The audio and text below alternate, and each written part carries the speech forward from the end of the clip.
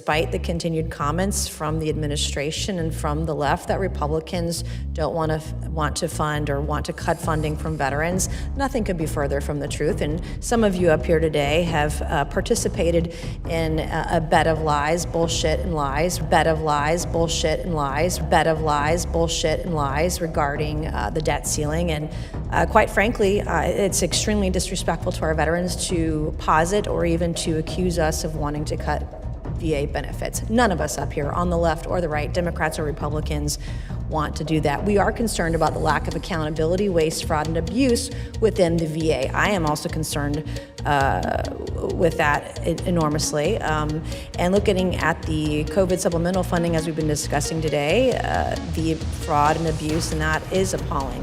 The VA received roughly $40 billion in extra funding between 2020 and 2021. When the OIG audited $14.5 billion of the money, the OIG found the record keeping was usually incomplete.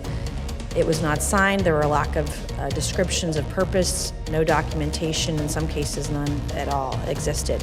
So I have a few questions this morning, Mr. Missel. My first one is for you. Did your report say the VA struggled to account for CARES funds, failing to maintain audit trails for majority of internal transfers, failed to adhere to internal controls, and 10,000 plus supply purchases or service contracts worth over $187 million, yes or no?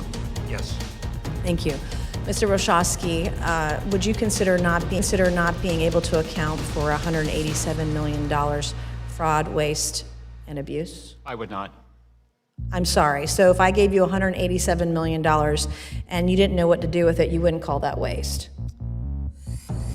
No, unless it's proven as fraud, waste, and abuse, it could just be the fact you didn't have a receipt, but when you look farther, which we have, and we find the receipt.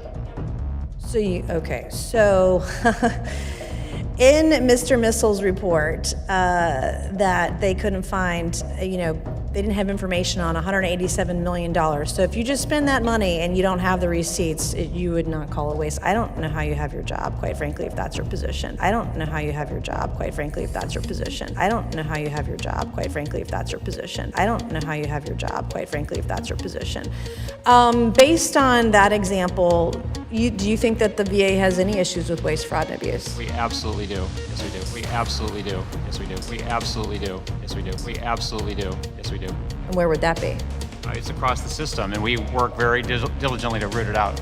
But there's a difference between fraud, waste, and abuse and not having a receipt or an accounting anomaly or a journal voucher. There's a big difference between those. Yeah, I would say if you spent $187 million, you know where it went, that was definitely waste, fraud, and abuse, and so would the American taxpayer, and so would our veterans.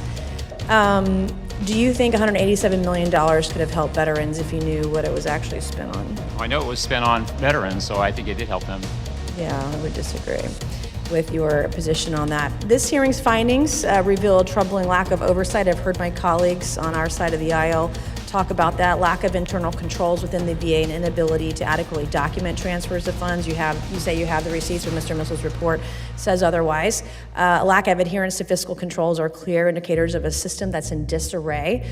These shortcomings can't be ignored, as they've been a result of the inability for the VA to account for significant sums of money. We have many veterans on our committee today, and I concur and agree with the frustration that they have. Almost every one of my family members has either been through the VA or will be in their future, because almost all of them have served, and they deserve so much better than what they're getting today, particularly with the chip that you have on your shoulder and your testimony before this committee, chip that you have on your shoulder and your testimony before this committee, chip that you have on your shoulder and your testimony before this committee, chip that you have on your shoulder and your testimony before this committee. Maybe leave it at the door next time. Thank you, Mr. Chairman, and any extra time I have, I will yield to General Birdman.